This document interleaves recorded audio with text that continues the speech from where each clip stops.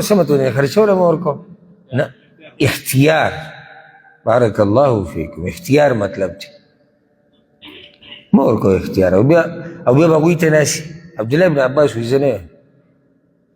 بیا به هغوی ته ناسي دا یو نیم سړی داسې ښه په فخر سره ووایي او په خوشحالۍ سره ووایي زموږ ټول بس د وړو د مور په لاس دي کښېنه ورته اوس بیا هغې ته 100 روپۍ راکړه او 200 روپۍ مزه نه کوي الرجال قوامون علی النساء دا یو صحیح ده چېرې داسې پیسې دي ځان سره یې کښېږده امانت دی د چا یا زما پیسې دي ما جمع کړي دي زما د کار دي دا کښېږده پلاني ځای کې خو دا چې خرچه ته کوه او بعضو نه په زوره دي ما ښځې راته ویلي چې د میاشتې به دومره دومره راکې بعض راولګي هر څه زامنو له ورکړي ته وایي چې دا سم نادیده دی خو چې څنګه زلمی کېږي یو جیداد او ګاډي او تجارتونه او هلکان رالوی شوي دي هلکان رالوی شوي دي نو هلکانو ته ځان سره محتاج یې دا خو ستا مال دی ولا تؤتوا السفهاء اموالکم الله خپل مال ولا مه ورکوه دا خو ستا مال دی مزې ترې واله ویې خوره ویې څکه هلکانو چې کوم حق دی هغه ته یې ورکوه او دا چې ته هر څه قیسه وله ختمه کړي بیا کله د کشر په کور کې ناسي کله د مشر په کور کې کله یې وشړي بهر ته او دا هغه پرون د جیداد خاونو نن ورسره څه نشتي ځکه دا نصیحت که څه ما تاسو ته کړی مې وپیر دا یاد ساتئ چې د وس رسي د مرګه پورې به خپل جیدادونه میدادونه نه تقسیموي ګورئ د بچي ضروریات دي هغه به ترې ورکوي دغه یو ذمهواري ده نور جیدادونه به نه تقسیموي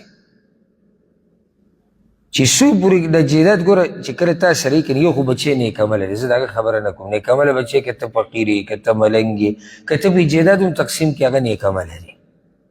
ښه سړی دی ته عامو نن سبا چې کوم اولاد دی د هغوی باس کوم عام بد عمل هم نه یم عام رواج دا دی چې څو پورې تا سره مالي او جیدادي دا بچی تا ته محتاج دی د ده په زړه کې که ډېر سم راشي چې یاره د کور نه وځم یا د پلار سره جاخه کوم نو بل ته سوچ کوي چې جیداد دی ما الله یې سره به څه کوو نو دی بیا غلی شي نو چې ټول هر څه ورکړي ده ته پته ولګي چې ده خو هر څه لاړو دا خو اوس هسې یو تشپاڼی پاتې شو نو به ده څه کوو په بوډا باندې څه کوو سهار ماښام ټوخېږي کله یې ګردو کې زخم وي کله یې مثانه کې زخم وي د دې نه ښه دا دی چې بس د ښځې سره ژوند تېرول یادو بالله او ده لته ورکوي ځي ګرځي دي او داسې ډېرو کړي دي نو دا هوښیارتوب نه دی ښه اوس که یو سړی وي چې زه یېرېږم چې دوی به دا مال څنګه تقسیموي او دې کې به ظلم وشي وصیت وکړه وصیت وکړه که وصیت وکړه به یې کې داسې ووایه چې کوم حق چې د چا دی الله تقسیم کړی دی هغه به ټولو ته ورکوئ د جنکو دا حق دی د هلکانو دا حق دی وصیت وکړه خو هر شی رالی او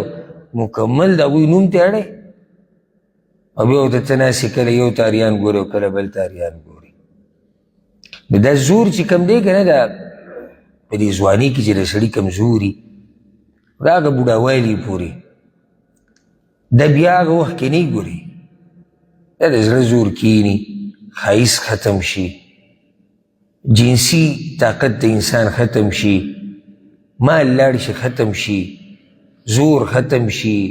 هر څه کمزوري شي نو چې دا هر څه کمزوري شي او ته پکې بیا راولګې د ساده ګله هغه څه چې درسره و هغه دې مو ورکړو خلکو له نو تا سره پاتې څه شو نو دا څه چې درسره دي لاس پې راټیټ کړه چې دا خلک درته لږ محتاج دي ناس خو به درته یي که نه نو زور دې ختم شوی و ښایست دې نه و عقل دې کمزوری شو خو شوړه در سره و دې شوړه کې ګوره لوی زوري لوی زور پکې څوک به دله خپې چاپي کوي څوک به دله اوږې چاپي کوي څوک به درته ګرمې اوبه ږدي څوک به در سره امسا نیسي څوک به چې ته ټوخی وکړي د ټوخي سره به دله سبحان الله وایي چې څومره مزېدار ټوخی وکړو پیسه کې لوی زور دی ټوخي به دله هم خلک صفت کوي چې د سیب ټوخی ځان له ټوخی دی عام ټوخی داسې نه وي بدلي ټول د پیسې زور دی نو په پیسه کې لوی زور پروت دی ګډې وډې به وی او دی به ورته سبحان الله وایي ها ګډو وډو ته موږ لیدلي یو بلاک به راوولي ناست به یې څه داسې ناپټي څه به ووایي که نه چې ته به وایې چې یا الله د عقل ګوره پوندو کې د کوم ځای خلک ورته سبحان الله وایي څومره جوره خبره وکړي او چې غریب یې که نه ښه جوره خبره به وکړي ښه جوره خلک وایي مړه یو دا د خبرو ماشین دی خو خوله د زړه نه ودرېږي کله یو راولي او کله بل لکه هغه څومره قیمتي خبره وکړي څومره خو نه غریب دی نو خبره کې زور نشته پیسې د سره بیا په هر څه کې زور نو مقصد د خبرې دا دی عبدالله بن عباس رضی الله عنهما چې تفسیر کړی دی نو هغه دا وایي چې ته به بیا ښځې ته او بچو ته څه محتاج وې دویمه خبره دا ده چې زنانه عقل د سړي نه کم دی السفهاء نه مراد ګوره کم عقل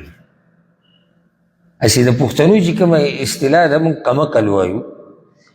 قمقل مطلب چې کله څوک قمقل ووایي که نه موږ وایو لیونی یاره پلانې قمقل دی لیونی دی دا خبره صحیح ده قمقل لیونی ته وایي